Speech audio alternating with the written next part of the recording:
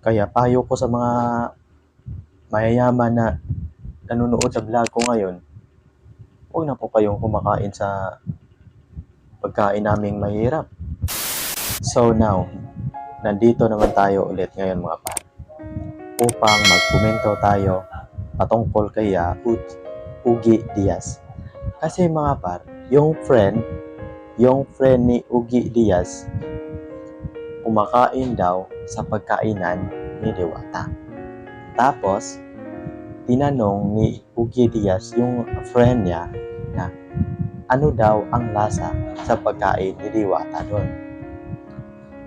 Siguro, yung friend ni Ugi Diaz, hindi siya sanay sa pagkain labas. So, sabi daw ng friend ni Ugi Diaz na hindi daw siya nalasahan. Siguro mga par, yung friend ni Ugi Diaz, siguro mayaman siya. Kasi siguro mga par, yung friend ni Ugi Diaz, mayaman siguro siya. Mayaman siguro yung friend ni Ugi Diaz kasi hindi siya nalasahan sa pagkain ni Diwata. Kasi mga par, yung pagkain ni Diwata, kumbaga kung tatawagin natin ay pangmasa lang. Pangmasa lang yung pagkain ni Diwata. Yung tatawagin natin na street food.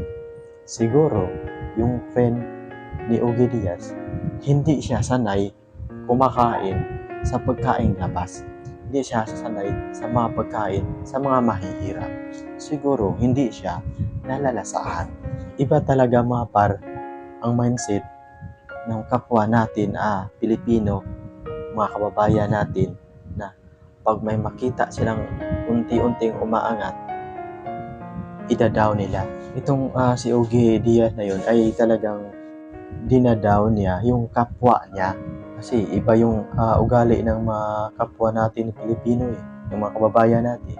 Pag may makita sila na unti-unting umaangat, idadawn pa nila. Kaya kayong mga mayayaman, huwag na po kayong kumakain sa labas. Huwag na po kayong kumakain sa street food.